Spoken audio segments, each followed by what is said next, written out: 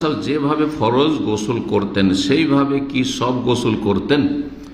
নবী সাল্লাল্লাহু আলাইহি সাল্লাম আমাদের এই বাঙালি গোসল করতেন না। কি মানে? একমাত্র বাঙালিদের কি জানি যে প্রতিদিন গোসল করে, আমার যতটা জানা আছে। কারণ বাঙালিদের সাথে তো সারা জীবনটা থাকলাম, কারণ জন্মসূত্রে যেহেতু বাঙালি। তারপরে উত্তরপ্রদেশে লেখাপড়ার জন্য আসলাম, যখন বয়স প্রায় 22 তখন আসলাম। তখন নন বেঙ্গলি উর্দু ভাষীদের সাথে থাকা শুরু করলাম। গোটা রুমে প্রায় সব নন বেঙ্গলি থাকে, আর যদিও কিছু বাঙালি সেখানে আছে, কিন্তু নিজের রুমে নেই, কারণ ক্লাসমেট সবাই একই ক্লাসের, তো একই ক্লাস। আমার ক্লাসে তেমন বাঙালি ছিল না, একটা ছিল অন্য রুমে থাকতো। তো এখন এদের সাথে দেখি যারা উর্দু ভাষী তারা সপ্তাহে শুধু জুমার দিনে গোসল করে, জুমার দিনে গোসল করে। আর আমাদেরকে নিয়ে হাসাহাসি করে। আমরা যখন 5 মিনিটে গোসল করে বেরিয়ে যাই, তখন আমাদেরকে নিয়ে হাসাহাসি করে। ওরা কি করে যে 5 মিনিটে কি করে গোসল হয়?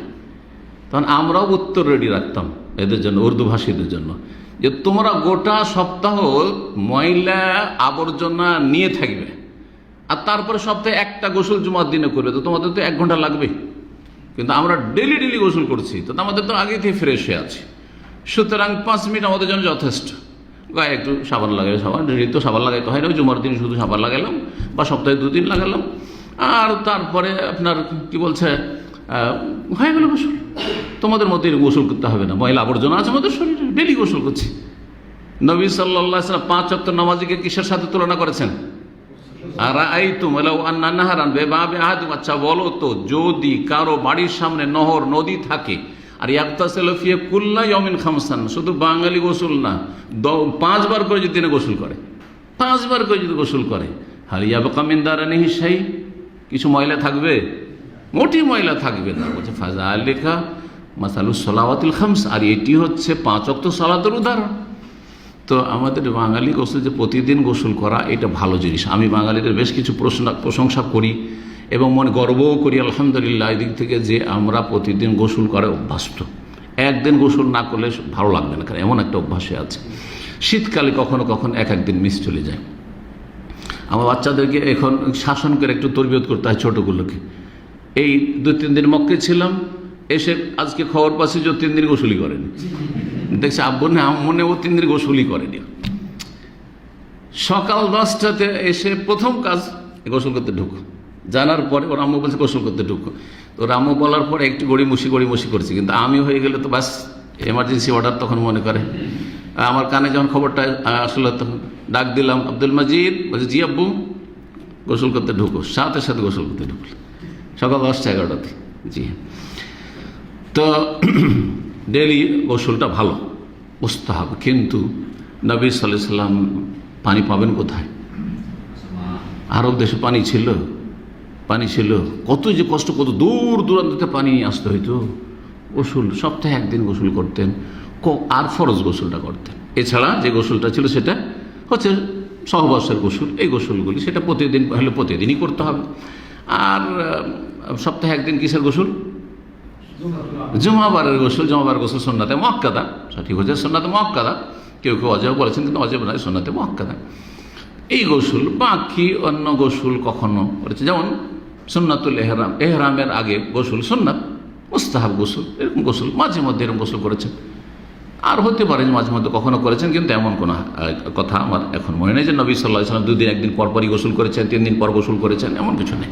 ফরজ গোসল হলে করেছেন, না হলে জুমার দিনের গোসলের কথা বলেছেন রাসূলুল্লাহ সাল্লাল্লাহু আলাইহি ওয়াসাল্লাম। তো এখন আসল প্রশ্ন ভাই করছেন বা কোনো বোন করছেন, যে যেভাবে ফরজ গোসল করে সেভাবে কি সব গোসল করতেন? সব গোসল বাদ দেন। জি, গোসল, ফরজ গোসলের জন্য যে তরিকাটা হয়েছে এটি হচ্ছে আসল তরিকা। যদি এইটা কেউ ফলো করে সুন্নত নফল গোসলের ক্ষেত্রে, জুমার দিনের গোসলের ক্ষেত্রে বা দৈনিক গোসলের ক্ষেত্রে, তো ভালো। আর আসল গোসল হচ্ছে যে গোটা শরীরে পানি বহিয়ে নেওয়া হচ্ছে গোসল। গোটা শরীরে পানি বহিয়ে নেওয়া হচ্ছে গোসল। এই জন্য শাইখ ইবনে জাবরিন রাহমাতুল্লাহ আলাইহি, সৌদি আরবের বড় একজন আলেম, শাইখ ইবনে বাজ রাহমাতুল্লাহ আলাইহির সিনিয়র ছাত্র তিনি, এবং হায়াতে কিবার আমার বড় আলেম ছিলেন তিনি, শাইখ ইবনে উসাইমিনের মতো বড় আলেম। জি, রাহিমাহুল্লাহ কয়েক বছর আগে ইন্তেকাল করেছেন। তিনি বলেছেন, আর অন্য ওলামারাও আলোচনা করেছেন, কিন্তু তার কিতাবটা আমি বাংলায় অনুবাদ করেছি, সেই জন্য ওনার নামটা মনে আসলে বললাম। গোসল হচ্ছে দুই রকম, একটা হচ্ছে গোসল কামিল, পূর্ণ পারফেক্ট গোসল, আর একটা হচ্ছে আল গোসল মুজজি, সর্বনিম্ন যথেষ্ট গোসল, মিনিমাম যথেষ্ট গোসল। সর্বনিম্ন গোসল ফরজ হোক আর সুন্নত হোক, আপনার গোসল ফরজে আছে, স্বপ্নদোষ হয়েছে, সহবাস হয়েছে, ঠিক আছে, এতেও যদি আপনি উজু করলেন না, আপনি মাথা থেকে পা পর্যন্ত পানি বহিয়ে দিলেন, গোসল আদায় হয়ে গেল, গোসল আদায় হয়ে গেল। একমাত্র যারা বলছে যে কুলি করার নাকে পানি দাও অজেব, তারা বলছে কুলির নাকে পানি দিলেই হলো, যদি কি উজু নাই করে। ধরেন স্বপ্নদোষ হয়েছে, এমন সময় যে এই সময় এখনো ফজর হয়নি, তো উজু করতে হবে নাকি? তো ফরজ গোসলের জন্য উজু কোনো শর্ত নাই, সালাতের সময় আসলে উজু শর্ত। যদি গোটা শরীরে পানি বহিয়ে নেয় তাহলে কি হয়ে গেল? সর্বনিম্ন আল গোসলের মুজজি, যথেষ্ট হয়ে গেল। কিন্তু পূর্ণ গোসল হচ্ছে নবী সাল্লাল্লাহু আলাইহি ওয়াসাল্লাম যেইভাবে গোসল শিখিয়েছেন, তা হচ্ছে উজু করে নেন, লজ্জাস্থান প্রথম পরিষ্কার করে নেন, ধুয়ে নেন, লজ্জাস্থান ধুয়ে নিলেন, আর তারপরে উজু পূর্ণ করে নেন, অথবা উজুর সবগুলি করেন, পাটা বাকি রাখেন, দুই রকম তরিকা আছে।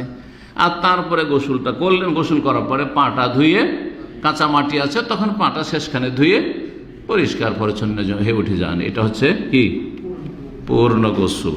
তো আপনার এই প্রশ্নের উত্তরে গোসলের তরিকা বলে দিলাম। জি, সেটা সব গোসলের ক্ষেত্রে মেনটেন করতে পারেন, অথবা ফরজের ক্ষেত্রে যথাসাধ্য মেনটেন করে, তাও যদি না করেন, গোটা শরীরে পানি বহিয়ে দিলেন, তবু গোসল হয়ে যাবে ইনশাআল্লাহ। বাস নাকে পানি ডালবেন আর কুলি করবেন, কারণ এই ক্ষেত্রে যেহেতু ইখতিলাফ রয়েছে জটিল। একদল বলছেন যে নাকে পানি দেওয়া আর কুলি করা হচ্ছে ওয়াজিব ফরজ গোসলে, আরেক দল বলছেন না, ওটাও দুটোই সুন্নত। জি, আর কেউ আর একটা মত পেশ করেছেন। যাই হোক,